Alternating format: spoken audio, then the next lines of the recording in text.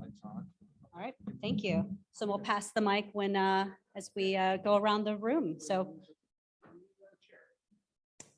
do we have General Franz here? Yes. Oh, perfect. Oh, there you are right there front. Come on up. Yes, we'll need one more chair. Wonderful. Perfect.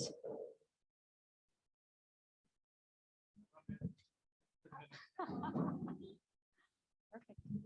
The spotlight is bright. Awesome. Yeah. No, I don't mind at all. All right.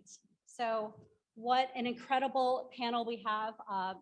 To follow Chris is quite a unique opportunity because, you know, when he closes out with, we all have different backgrounds, we're all coming this with different angles. And so it's a great segue, I think, into the mentorship panel, because exactly as he mentioned, everybody here has a different angle, a different background, a different approach. And when you can bring all of those skills and experiences together, I think it really diversifies the future problem set and the way that we can address something. So again, I'm Amanda Mason. I sit on the board of advisors for the Military Cyber Professionals Association. I'm so thankful that Joe asked me to come up here and actually be the moderator for this amazing panel, which is not even an appropriate word to describe the background, the experiences, and the dedication to mission that this panel brings. So one of the things that as I introduce everybody, is really highlight, I think, a lot of their key achievements, especially when it comes to mentorship and guidance. That's something that I think, especially as leaders and as followers, that recognition is extremely valuable as you look towards what do we do this for besides the mission. It is nice to know that you're a part of a team, and it's even better to know that you're making a difference. And I think as we dive into what does mentorship look like, especially in a technical as well as a soft skill, in an operational and in a strategic domain, bringing all these experiences together, I think is hopefully will help, I think, the different problem sets and different areas where we need to focus as well as to improve. So without further ado, and in no particular order, I'm going to introduce this wonderful panel. I'm going to start with Master Gunnery Sergeant Scott Stalker. So many of you know him because remember his time as our senior enlisted leader at NSA and Cyber Command. But in case you didn't know, he's currently serving as the command senior enlisted leader for Space Command. Welcome. Thank you. Thank you. We also have Dr. Diane Janosek. A lot of us also recognize her from the fort, in addition to her many volunteer opportunities outside of the fort. So Dr. Janosek is not only, as we all knew her from her jurisprudence doctorate, she also now has her PhD in cybersecurity from Capital Tech University. So thank you, Dr. Janosek, for coming. And we also have Major General George Franz, retired. So he's not only retired from the Army as the Director of Operations for Cyber Command, but he is also currently serving as the Managing Director at Accenture Federal Services for both cybersecurity and defense initiatives. Welcome, Major General Franz. It's great to have you. All right, yeah, hopefully. So as we discussed what, mentorship and all the different caveats of it and subcategories and themes that there are, I really just kind of want to start with the definition, right, of what mentorship is, right? And what a mentor should be doing. So it's usually an experienced person who's providing advice and guidance to, it can be up a level, it can be down a level, on both a personal and professional level, on a formal or an informal level, and it can be temporary, and it can also be forever. So with that being said, as each of you have different backgrounds from, Master Guns, you have team and family balance, which is what I really recognize in you. Dr. Janosek, you have volunteering and education as part of yours. And General Franz, you really have a unique set with industry as well as the defense industrial base, as well as intel and operations. So based on those different and varying vastly different spectrum pieces, how have you balanced the digital network and your professional network? Since both are as equally important and yet very difficult, and actually very easy to tip those scales in one fashion to one side or the other. I'll start with you, Master Guns. Yeah, thank you. And MCPA, it's an honor to be here today. Thank you, Amanda, for having us in the team. Good to see you again, ma'am. So for me, there's a lot into mentorship, but the first thing is it's an investment. It's an investment of your time, and it's an opportunity to invest and grow the future. And I think that's what MCPA is, right? It's a professional organization focusing on mentoring, guiding, and getting the next generation there. And I know General Stewart was going to be here. I talked to him this morning. He's stuck in Houston, but he's the epitome of this for me. He is someone who gave me this opportunity many years ago when he went to the Defense Intelligence Agency, who said, hey, I want you to come along for the ride. And then when we departed together, he asked me to continue to mentor, to continue to coach, teach, and others, but to also occasionally bring some folks up that may not look like you. And Dr. Janosek has done that exceptionally well, better than anyone. And so you've got to balance this out, right? You got your job. I have 2 young little girls who I'd like to think I'm parenting well, but I'm traveling a lot too. How do you balance that? And then in the investment of time with others, which I do an awful lot across the department, across the services, mentoring them, and it's truly investing in them. I'll just randomly call them up. How are you doing? And I think in many ways, mentorship is very close to being a parent, because there's that aspect of love. And if when you love someone or your children or the individual you're mentoring, you really care about their investment. You care about their growth. You spend time, you challenge them. And then lastly, I think you hold them accountable. And some of that is internal, right? You've got to hold yourself accountable and in many ways mentor yourself. So there's an awful lot we can get into today. But to me, this is a true investment. And this is what I think MCPA, the big P, as a professional organization stands for. Sure. So good afternoon. I guess you're all here because you passed by the bourbon tasting station, didn't stop. So, and appreciate it. And it'll be open when we're done. So so that means you really wanted to be here. Yeah, to start with, so military cyber professional safety, that's why we're here. I mean, break that apart into its 4 component parts. There's an element to each of them that is important to all us, why we're here.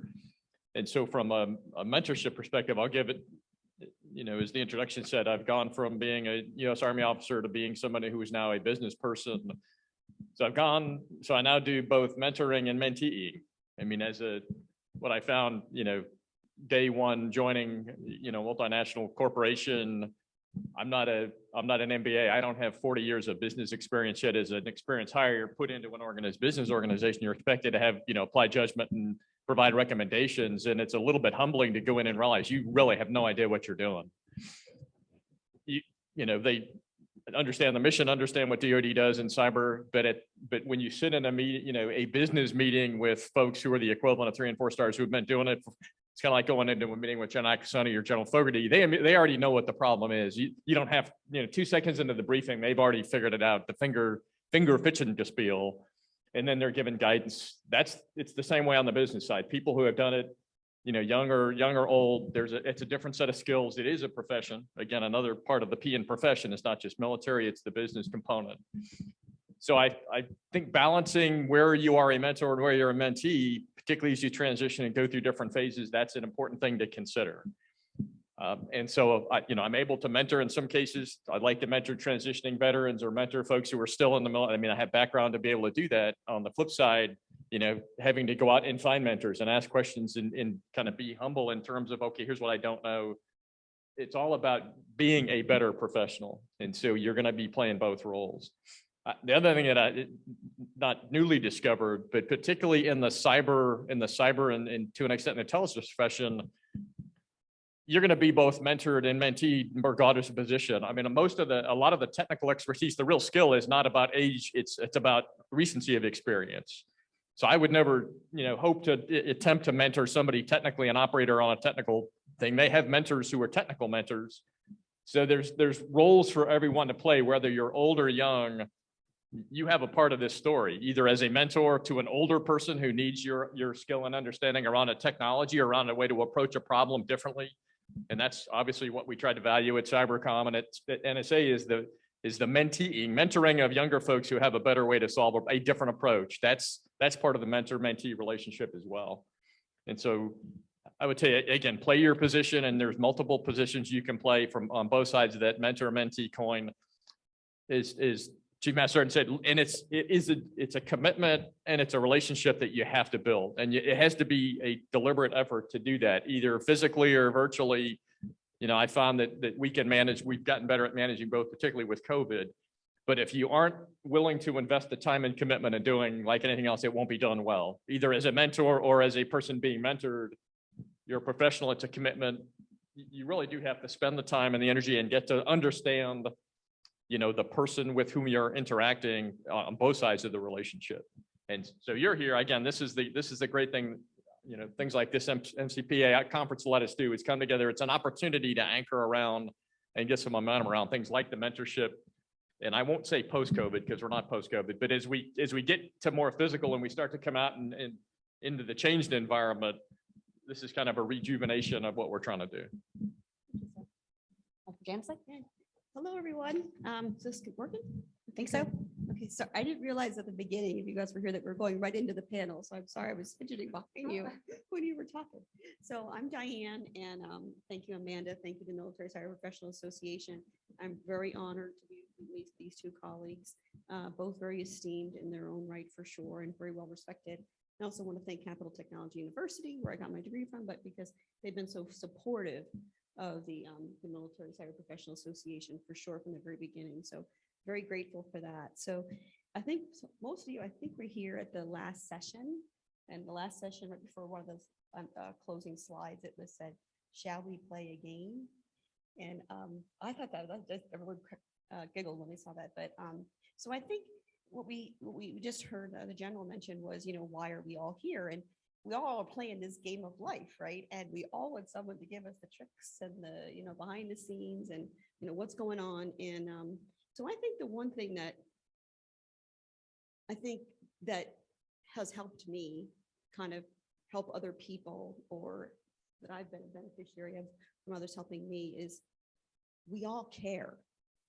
And when you find someone that cares about what you're interested in or cares about you, when you have that connection, you really can just learn from each other. And I think that's why Master Guns and myself have always connected from the very beginning. We just always cared about what the mission was going on, what we were in, what the battle was, and how we get to the next level. So, and then what I just love, and then I'm going to stop because there's a lot to talk about, but I honestly can't tell you, how many hours I have talked with people. I generally leave open my Sunday mornings. I have talked and mentored hundreds of people that I've never met over the telephone. Someone got a name, said, "Can you talk to so-and-so?" I generally don't do it after church on Sundays. And many people have come back, years later, like that really changed the direction of my life. Just really thank you very much. And I just remember making that commitment, saying, okay, I'm going to do this, the day that you're not, technically working, to still keep working and giving back. And that has in turn, I think what we heard, my colleagues mentioned, is when you give, you get back like 10,000 fold. I have my cyber sister in the room, Raquel James, from the Women in Cybersecurity Mid-Atlantic Division. She has been there for me for 5 years at least now, helping me when I needed it. And just the emotional support, because life is hard, right? Especially through COVID, it was hard. So I think I spent enough time on that question, but I am so excited to be here. I wanted to be here all day, so I'm glad I finally made it. Thank you, Dr. Janosek. Appreciate it. Master Guns, I'm going to piggyback off a statement that General Franz had mentioned, which was regardless of position, really you can teach, you can mentor, and you can guide. So I think you have a really unique position as the command, senior enlisted leader for multiple organizations. So not only are you already the recognized leader, not only in the Marine Corps, but within all services at NSA, Cyber Command, and Space Command. But there's also that time when you have to lead up, when you mentor up. Can you describe some of the balancing act that the juggling act you've had to do both? So how do you mentor people who are higher ranking than you? That's a really good question. And I think that gets to actually the art of leadership. There's a science to it. There's a step approach to things. You can read the books, you can do all that. And that's the science to leadership. The art of it is when you are like Dr. Janosek, and this is, I say this in all sincerity, you're genuine and approachable. And so when you are genuine and approachable, if I asked how she's doing and hey, you look tired or something like that, she would know, hey, maybe I got to mentor myself and invest in myself a little bit. So there's a gracious way to do this. And I've done this serving with Admiral Rogers briefly, General Nakasone for quite some time, and now my boss, General Dickinson. And that is obviously in private. And so if I'm going to have a conversation with the general and maybe something isn't right, I'll pull them aside and say, hey, sir, do you have a moment? Ma'am, do you have a moment? And walk them through what I'm observing and let them know, certainly it's their decision to make, but here are the optics. And normally those individuals, those commanders that have brought you on board because they trust you. And when they trust you, I remember I was talking to someone the other night and I had mentioned something to Admiral Rogers, and I love him to death. I just saw him recently, but he blew up. That wasn't a good thing, and it wasn't the right time. The next day, he came and apologized, and he said, "Hey, you were right. I just had a lot on my mind. Thank you." And so you've got to have thick skin, because there's a lot on the commander's mind, especially the more senior they get. My boss quite consistently, hey, the SecDef's calling, or he was with the vice president recently, those types of things. But leading up is because you're genuinely invested, you genuinely care, and as a leader of the organization, they're the face, and they're the one that's out there, and they've got to do well. And so I think that's the art of it, and it requires a different type of courage. We had the colonel up here earlier from the Ukraine. That's physical courage, obviously, what's going on in the Ukraine. This requires moral courage. So look them in the eye. Know that you may take a headshot. You may get punched in the face verbally, but you've got to do that, and you got to be able to do that. So yeah, as senior enlisted leaders, I think our commanders trust us to do that. Occasionally, and occasionally you've got to do that. And the same thing with senior executives and other civilians as well. Thank you so much for that. Thank you. Dr. Janosek, next question is for you. So one of the things I forgot to mention in her intro is that not only is she a PhD and a JD, she's also CISSP. So with over 30 years, I think within this industry, from Department of Defense, background in law, technology, cyber, policy, education, when you combine all those, you've had this amazing opportunity to see the changes over everything from government, intel, technology.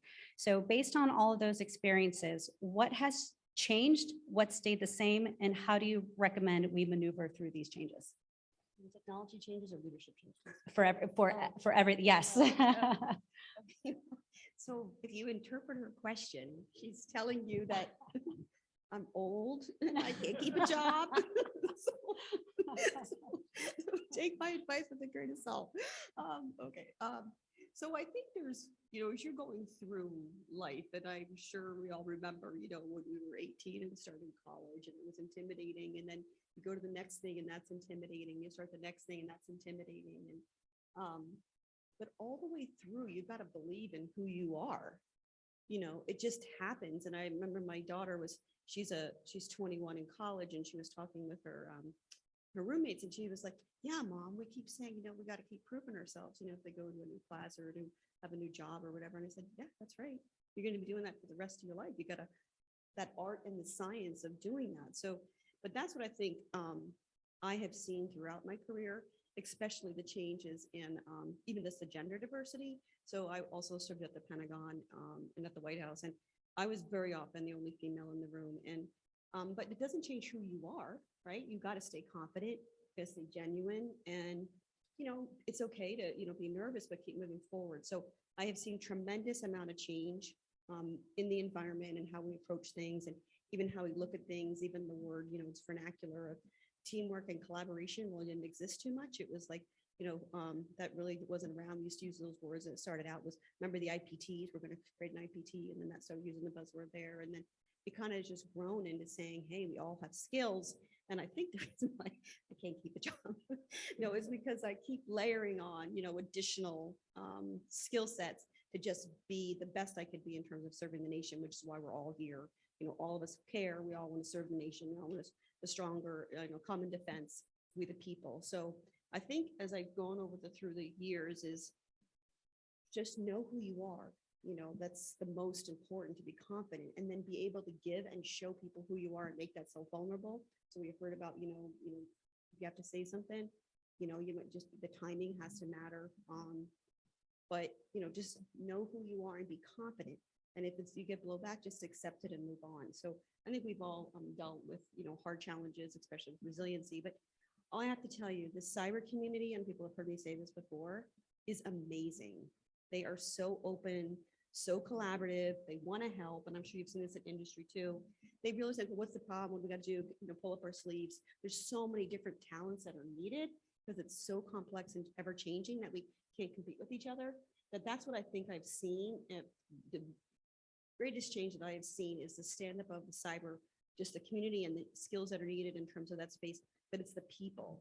The people are just so, I think we are one of the most dynamic, collaborative group of professionals in the cybersecurity industry, hands down. Thank you, Dr. Janosek. General Franz. Diane had mentioned the challenges of resiliency and the collaborative efforts. So based on your background as the INSCOM commander, as the commanding general of the Cyber National Mission Force, you've definitely had your hands full with varying backgrounds, skill sets, services.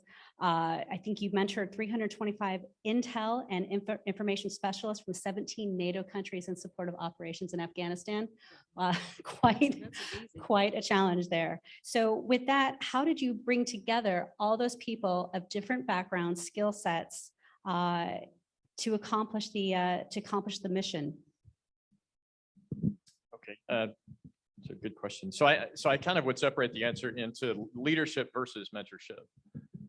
And there are two different dynamics. So, what I did primarily as a military is led large organizations. So the great thing about being in Afghanistan and Paul Becker's gone is we had 27 NATO countries in the Information Dominance Center, and we had to lead that, form a team, provide good guidance and leadership, and get that team to work well. And the term that we coined in the ISAF Joint Command headquarters, it came from General Rodriguez, was this thing called, it's LB3, leadership from behind, beside, below.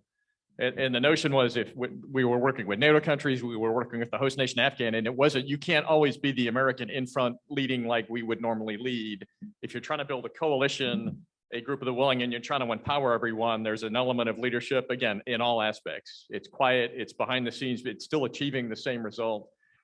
I find the same approach applies in industry in that, there's not always the same hierarchy and you're dealing with lots of different complexities and agencies, but LB3, lead from behind, beside, below, is something that applies across the board. Now to kind of change to the mentorship thing, the thing that, so I fully admit, I was not a great mentor in uniform for a number of reasons. One, time, dedication. Two, I wasn't always comfortable feeling like I could be the right kind of mentor in uniform as a general officer, as a commander. You kind of put dampers on yourself that are probably not necessary. So this is all hindsight. So the shift that I have tried to make, putting on a suit, is quality over quantity. So a commitment to mentor, it's a commitment, and it's time and it's quality time. And I try not to spread myself too thin, manage my time so that I'm actually doing the right kind of mentoring and the right level of quality with folks with whom I have agreed, with whom I'm mentoring. And I use, my two daughters, so they're both data scientists at NSAW. They're both women in STEM. They're my test dummies for a lot of the discussions. And I, you kind of always mentor your daughters. There's the whole love factor that Master Guns taught, but I use them as test dummies because they're young, they're smarter than me, don't understand most of what they're saying, but they are dealing with a lot of the same problems that you kind of see that everybody else is dealing with. But it's leadership, I think, apply, a lot of the leadership tenets do apply, but I think when you kind of get into what we're talking, mentorship, quality over quantity, really focus, and then it's being able to be more open, humble, transparent, just that candor and the relationship you can have as a mentor. Again, I will say myself, out of uniform, more comfortable doing it than in.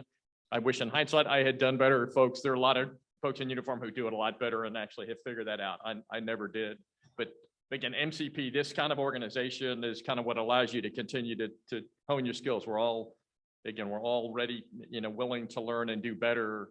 And we're not going to be done for another 30 years. I won't be done with this for another 30 plus years. So just time to keep growing. Thank you so much for that answer. Piggybacking again off of, two daughters, both you, General Franz and Master Guns, you have in common quite, a unique challenge in itself. So I have two boys, so yeah. Totally different, right? You actually kind of stole my question that I was going to ask you. You talk about your relationship, with General Stewart and why he picked you to be his mentee, and your background in both the, in garrison, conventional, Marine Corps, MARSOC, special operations, cyber, intel. What are you looking for in a mentee? Oh, that's a great question. So I don't know that, again, I had a 3-year-old and a 2-year-old, so I'm not doing too well mentoring them.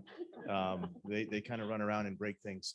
But and I actually have a mentor. I went through the American Corporate Partnership Program recently because of a friend of mine recommended it. And the one thing, as you filled out the form and they find a corporate leader to mentor you, the one thing I look for is, I said, I do not need someone who necessarily looks like me, who maybe has served in the Marine Corps for 30 years. And so the strength of that mentorship for me is actually having a diverse relationship, who can have me see things that maybe a young man from New Hampshire isn't able to see through that lens. And so that's where I actually think there's a great strength in diversity. And so I would offer to anyone who is either a mentor or a mentee, is when you seek out those folks, and this is again what General Stewart beats into me all the time. I'll just get a random text from him occasionally, is he'll ask me, are you bringing someone else up with you? Bring some folks up with you that may not look the same. And when you find someone, and you can have different types of mentors. I actually even have a coach. We can talk about that. But as you have a mentor, what I have looked for is someone who gives me a different perspective. I got this. I know how to do all this stuff. I got the Marine Corps thing. I know how to be a senior non-commissioned officer. What I don't have are these other skill sets. And in order to grow, you need someone who has experience, intelligence, time, maybe certifications, degrees, whatever the case may be. That would be who I would look for. And that's who I've worked with. It's worked so far. I've been moderately successful, so I think it's worth it. Thank you. Thanks. Dr. Janosek, questions coming to you. Again, with your background, education, certification, as well as the application of everything that you've learned. Where's the balancing act between all three of those? So what I guess basically drives you to continue that part of the education piece, and then yet applying that in the work? How relevant has all your education been in the application, and what from application have you learned then to, I guess, basically then to teach others? So the balancing act just remind me of, I know a lot of folks remember, oh, here we go, sorry. Thank you. So in the balancing act, you just brought me back to something that Chris Inglis, who is now the National Cyber Director, or former Deputy Director, he met with a bunch of folks and he was like, okay, you got to have, good work-life balance. And we all kind of giggled because he worked all the time. He goes, but this works for me, so you got to figure out what works for you. So I actually thought that was a really remarkable statement, because everybody has a couple of different things that are driving them and gets them excited. And so it just depends kind of what that is. So I love to learn. I'm one of 7 children. We all have red hair. I'm an identical twin. She also has a doctorate and an MBA from Wharton. So we have a pretty, educated family. Just because we were just interested in learning just from the very beginning. We replayed school and everyone wanted to fight to be the teacher because we had so many kids. We had to play school, and so we just had learning from the beginning. So learning to me was always fun. So I just loved to keep going back. But the reason why I got my CISSP when I did was I found a free voucher. And so I said, well, I guess I could learn this, So I think I had 7 weeks to study on the weekends, and because someone wasn't going to use it, it was going to expire. And the reason why I took the CISSP was not really because I thought I should have it, because I already had a wonderful position. It was because I really felt like I wasn't leading properly if I didn't understand what people were talking about and how they were communicating. And if we were imposing requirements on them to get certain things, then I should be doing that too. And I just wanted to make sure that I was actually being a good leader by example and really making the right decisions in terms of risk management and investment in resources in that area. So I think it's all because my drive has always been learning is fun. You meet a lot of people and you usually find people that, love to learn and they're passionate and they're excited and they're genuine, and you couldn't get any better than that. And then it just naturally evolves, I think, into application. And I think we all know this room is incredibly diverse, incredibly amount of experience. All of you have made tremendous sacrifices, have served all around the world. So that the more you learn, the more you realize what you don't know and who you got to ask. And so you start building those circles of partnerships and folks to lean on, because you're only so much of the equation. And I think that's natural for me, because being one of 9, we always had a little role to play. And if someone went away to, let's say for a week or something, they came back, we had to fill in for their chores. So you all kind of, filled in and made it work no matter who was there or not there. And so, so I just think, that being that chameleon and doing what needs to be done has just always just kind of been natural for me in terms of that's how I was kind of brought up, and we didn't really think about it. We just kind of did it. So then, and then sharing that back, I think it's everyone's here. The reason why you're here, you're part of a professional association is because you want to get to know people that have similar interests. Where can you help? We love this, we love what we do. We just want to make our country stronger. And so I think it's just natural. If most cyber professionals have a natural desire to learn, they're curious, they're inquisitive, they want to figure things out. They have a natural interest to understand the people that they're working with because we can't work alone. We're not independently, we always have to work with somebody else to pass it off to the next person. Even if you have a task that is your own, you have to work and depend on other people. And then we just care. And so I think it's the community that has the education, the application, and the mentorship. I think that's just naturally who we are. And we just may have never stepped back to think about it. So everybody in this room has something to contribute, and you are contributing, and we appreciate you. Thank you, Dr. Janosek. All right, General Franz, multi-approach question for you, but I want to start with, as Dr. Janosek, mentioned, she got her CISSP so that way she could be a better leader, especially, for a technical team, so that way she could be a part of that and understand even more so, as well as then better relate. Your bachelor's is in economics, is that correct? And you also produced the first Cyber Forces concept of operations.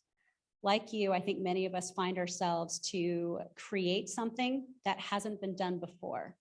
And our backgrounds are so different. So with that being said, what skill sets did you really rely on, and how did you overcome those challenges of paving that path for the very first CyberCon ops? That is a great question. I remember the gentleman here who, I think it was during the panel with the staffer, said, in 2012 we did that and got it about right. It was a lot less scientific than that.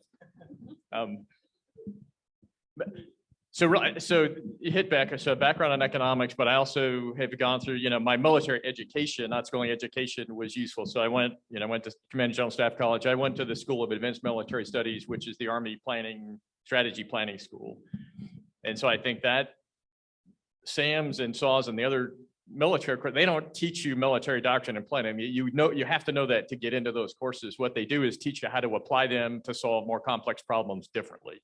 That's the first month of SAMs, we didn't read a text, we read no doctrine, we didn't read Clausewitz, we did a month of chaos theory. And I think SAWs and the other courses are the same way. To go kind of fast forward, and again, it was an assignment that I was directed, actually I was ordered to go to be on the faculty out at Fort Huachuca at the U.S. Army Intel Center School to stand up the doctrine directorate. Did not want to go there, did not want to go to Fort Huachuca, had no desire to be in the schoolhouse, but a mentor, again, General Barb Fass was both a mentor and a boss. She said, you're taking command up at Fort Meade next year, but for this year, you're going to come out and learn what the training and doctrine command does, and you're going to help us stand up a doc. So it was a combination of assignments and experience. So when we got into the place at U.S. Cyber Command, when General Alexander said, look, we need to stand up a cyber mission force, we need to put a package together. Frankly, it was a package to generate the requirements to get the resources to do it. So we had to write a CONOP, and we had to produce, there was no doctrine, there was no cyber doctrine, then there was no JP 312. We had to write doctrine. We had to write design a force structure. We had to do all of the kind of things that the Pentagon or a service would take 15 years to do. And we had literally August to December. So we had about 5 months to do it. How did we do that? Again, one pulled is a team of really hardworking folks together, Marines, Army, Navy, Air Force, Coast Guard, locked ourselves in a small sweaty room and applied what we knew. Each of us brought something different. Again, you could not have had a different diversity of both personality types and experiences. Marine artilleryman, probably still here, Hanks, Army Intel, NSA, SIGINT expert, a wide variety of folks. And then we kind of took the foundations. So we knew enough about doctrine to know what the pieces had to be. We knew the fundamentals, of what does a force structure kind of look, and we applied experience, knowledge, and this group dynamic. In the other thing that the other kind of rule of thumb was, it has to be just right. It doesn't have to be perfect, but it's got to be just right enough, and it's got to be done in time. So really, that was kind of a culmination of just a little bit of leadership to a really, the group was already going to self-motivate. They were going to work hard and get it done. It was a little bit of direction. It was actually combining the skill sets and listening and doing all that dynamic work you do, just applying them fundamentals of, and frankly, then hitting timelines. So not, I like the term that it has been, I tell folks this, I've heard it used to describe me more than once by different folks. So it's, hey, we have this thing that John Alexander, in fact, said this when we were doing this. He goes, hey, we need somebody who's smart, but not too smart. And I appreciate it, but it's, you know what you don't know, get a team together and get it done. And that's really how the CMF was formed. And frankly, it was without the pressure of time, I'm not sure we would have done as well as we did, but frankly, it was a combination of pressure of time, immediacy of mission. And we were just fortunate to have the right set of folks in that command at the time who were willing to just work 20 hours a day for 5 months to get it done. Thank you for that. One thing I want to make sure that the audience takes away is that each of these panelists have teamwork, network, time investment, caring. You're plank owners. They've done things that haven't been done before, multidisciplinary. Enough questions from me. What questions does the audience have, if any? Don't be shy. I have more. I can go on. You don't want to hear from me. They want to hear from you. They heard about that bourbon tasting, so. They're out of there. They're out of there. Yes, ma'am, in the back. Oh, yep, go ahead.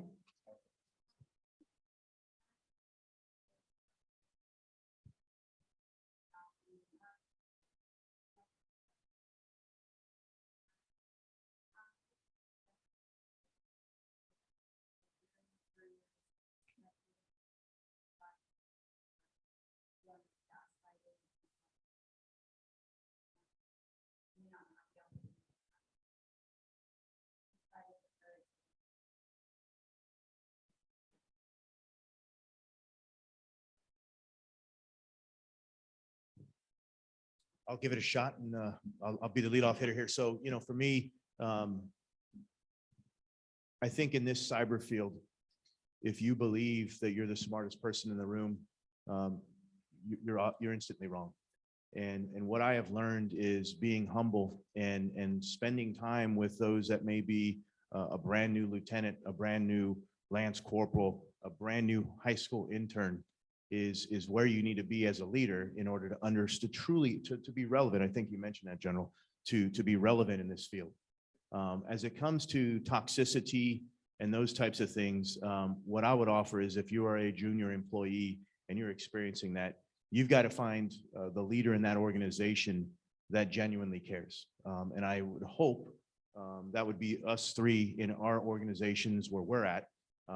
Because occasionally from time to time that happens. You get an overzealous officer or someone that believes they're executing an intent, but instead of coming in through the front door, they're kicking in the roof and they're blowing the place up. And yes, they did accomplish the mission they got in the room, but all we needed to do is go in the front door. And so sometimes people need to have that honest, frank conversation. And it's hard. I get it. It's challenging, but I think in my heart, I'd like to believe that in all organizations, there's someone there that will take on that situation, and we'll have the hard conversations with that leader and let them know. And this happens. Normally, if you're on the front page of the Marine Corps Times, Army Times, or something like that, that's a leader being removed. There's usually a leader before that who knew what was going on, who could have acted, who could have taken action. And oftentimes, what you'll see, at least in my service, is if the commander's fired, so isn't the senior enlisted leader, because I should have done something as well. So I would offer, find who that is, that mid-level civilian, that senior civilian officer or whatever, and handle it that way. Yeah, so I'll give you the same advice I gave one of my daughters in a similar situation. I said, you don't have to ever accept that, ever. So most organizations, again, I guess I've been lucky. I've been either in military organizations or in civilian organizations that actually do care value in. That's usually not the norm. That is a one-off, somebody who is either, if it's toxic, then that's bad, or they're just not a great leader. And I explained to my daughter, look, you're gonna work for people who are not great leaders. One, suck it up. You're gonna have to, because not everybody can be but I said, there is a line. If it's toxic, if you are being personally demeaned, if you are uncomfortable going to work in that environment, you don't ever have to accept that. And I think I will tell all of you out there, if you are cyber skilled, there is not an issue of you finding work. You've got the skills that everybody would love to have. And so don't accept it. There is usually somebody in an organization who can, or that every organization I think has a formal HR chain. If there's not an informal way to solve it, there's always the formal way, which is sometimes hard. But just, I will tell you, don't ever accept it. And your gut is usually right. When somebody has crossed the line from being just a bad manager to setting a toxic environment. And again, you're too bright and you have too much to offer to ever even accept that. Great answer. There's definitely a difference between management and leadership, for sure. So, did I see there's another question in the back? Oh. Yep, way back.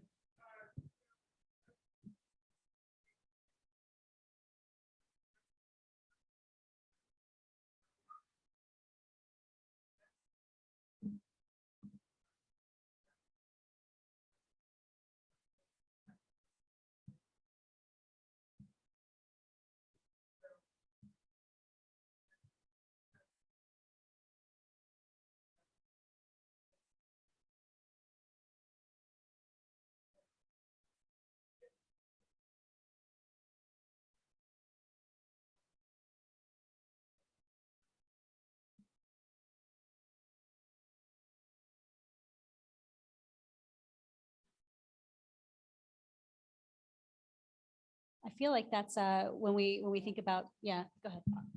So I'll give you a partial answer from my perspective. The company that I work for is a multinational, it's a global company. We were one of the first organizations to pull our work out of Russia so I think good large companies that have global international relations and operations, they think about that.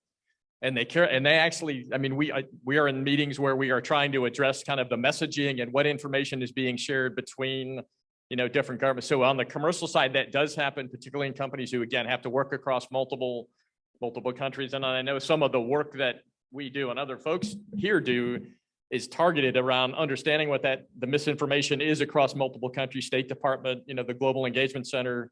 So there's work being done there. I will say, as you already stated, the Russians are way ahead and we're not. It's hard to catch up to misinformation, particularly for somebody who's done it for the entirety of their life as a country. But it's there, it's being addressed, but probably not nearly as well as it needs to be, just given the circumstance.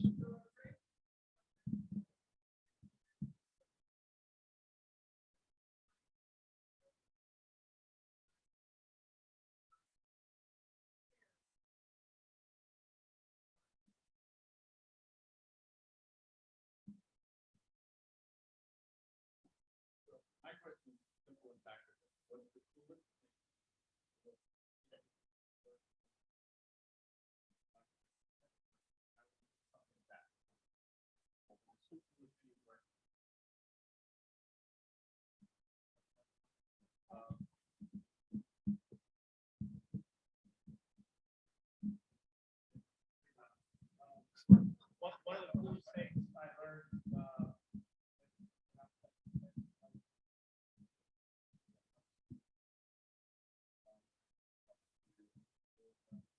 we created a thing called Mentorship.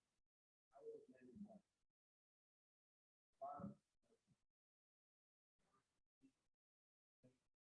This month, the great celebration. What he did is he said,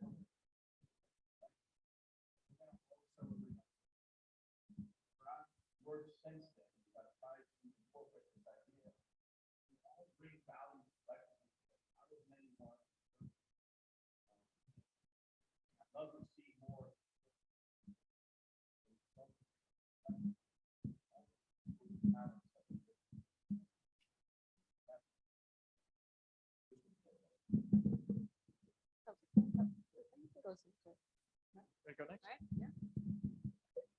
So I think an anecdote, but I think it probably applies to many folks who are mentors or and this was from a mentee. And if you, as a mentor or as a leader, you never, at least for me, again, Master Guns may be much more common. I was never sure that my message was getting across or positively received or that it mattered. I mean, you kind of have a certain sense of confidence and you do that, but it was never really more personalized. And I would tell you that, you know, I've had, at least in recent history, mentee come up say, a posting on LinkedIn or something that I said in a public forum, about a political situation or something that was just trying to demonstrate value, and had a mentee come up and say, thank you for doing that. Again, would never have thought this person would say this. It's important to see that from people, old people like you, when you say those sorts of things, because it reinforces the value. Not you. And so what struck home with me was, again, the notion of one, quality and impact. Thinking about the impact you may have, and really being conscious of that, and understanding it, which again, a lot of hindsight coming out of uniform and thinking back on things I could have done better, but just had that realization from somebody who I'm still mentoring was important. It's motivating. It was like really a challenge, but that's something that, and I'm not sure that person would have come and told me that if I had still been in uniform, again, that's my fault, not hers, but it's one of those things that's important. I think the coolest thing, well, I wouldn't say coolest thing, but the most memorable thing was I've met a couple of people, that like grew up in the projects, and they had, when I knew them when they were younger and as they got older, and where they came and like their resilience. Like, well, and most, my life is hard. Well, your life's not hard because you had a lot of doors open for you. And seeing that resilience, even folks that have moved here from different countries, what they went through and how they got here, it just makes you more humble. Like you just realize, oh my gosh, we really are the greatest country in the world that provides opportunities, but you do have to have doors open for you. So I think that's, hopefully that's not probably exactly a thing, but there was one mentee that I had that I did think was really cool. He was only 23, he was in a development program, and he was on the team that got to go. I thought this was cool for his age, and he got to be on the team that got to go and fix one of the White House first ladies, one of our prior presidents, his first lady's cell phone. And he thought that was like the coolest thing. I'm like, that actually is really cool for a young guy to be able to go tell his mom, I got to work on, so-and-so's cell phone. So I thought that was really exciting because he was able to share that. And then, that means something to somebody's parents. So they were really excited. So that's all I got. Thank you. Any other questions? All right. Oh, yes, go ahead.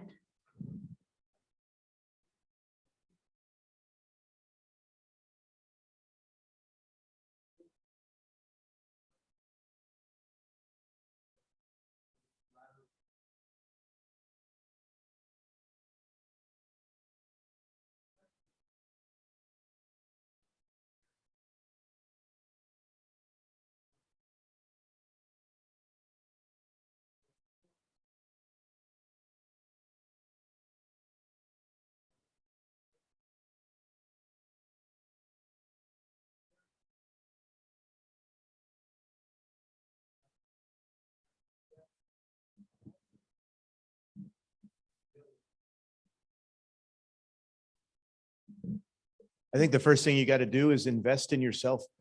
You get 24 hours in a day. And so if you are not making yourself improve, if you're not improving yourself, if you're not reading an extra book, an extra page, if you're not taking time to learn more, why would anyone want to spend time learning from you? And so you've got to show that curiosity that Dr. Janosek talked about to invest in yourself. The other thing I think that is critical to this, and you don't have to be the individual on the keyboard that knows how to get into the network and do those types of things. But at some point, you've got to be a leader that shows you care, not says you care. And showing you care means you're there, you're present, you're going through the things with them. You can use the term embracing the suck or whatever. But that means coming in occasionally on the weekends to see how the shift work team is doing. That means coming in the evening to see how the evening team is doing. That means as a Marine or a military individual to see how my NSA civilian teammates are doing. and showing you genuinely care, right? And it's hard with time. The general brought up the time all the time. But first you invest in yourself. And I think Dr. Janosek said it well, you know, after Sunday at church, she's going to make sure that, you know, she's not doing any more mentoring. And that's probably a time to either decompress or to learn some more herself, so that people will come to you, and you got to be approachable.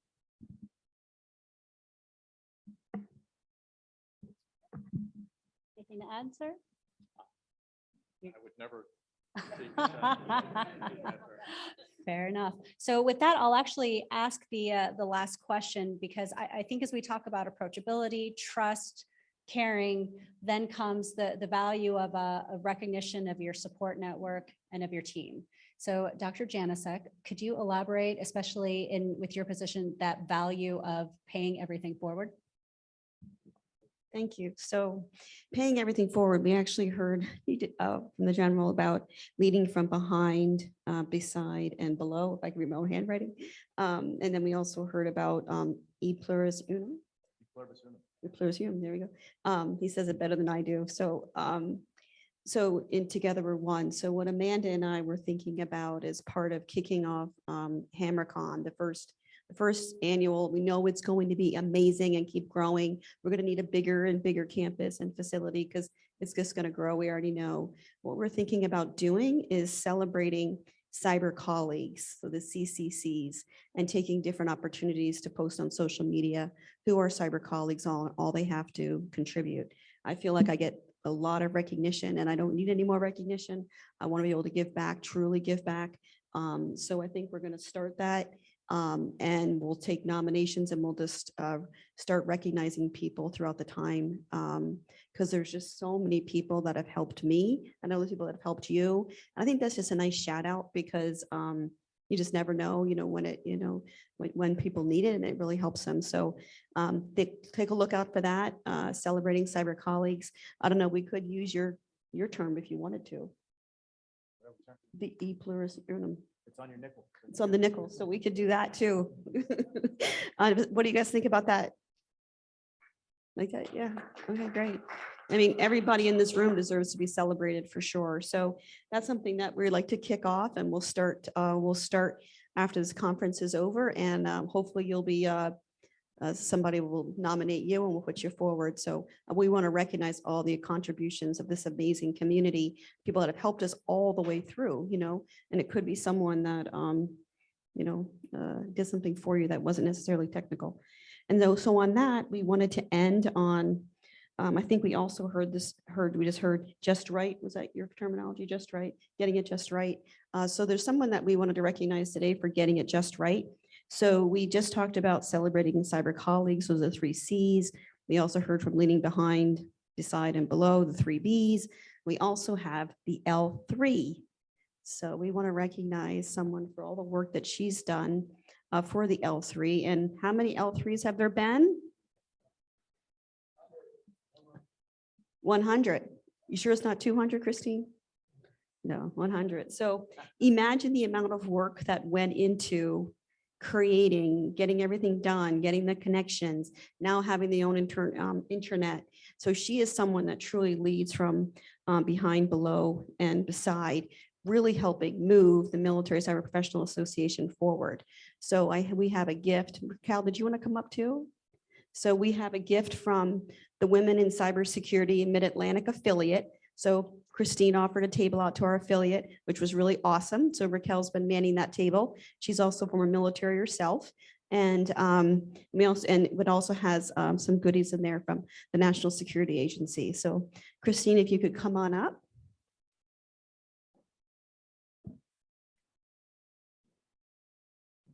If we give a round of applause to Christine. You want to hand it to her?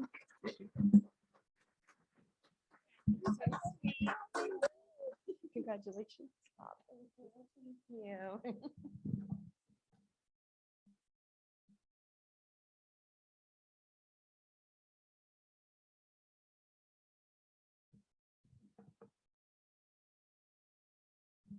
So we all know she's been working like crazy. So for everybody in the room, I just want to say thank you. Thank you for having an amazing event, the wonderful ceremony that they had last night at Dreamport and celebration. And just really, I'm totally grateful for Capital Technology University and of course, Joe and Christine Billingsley. And we know they're going to have a beautiful baby.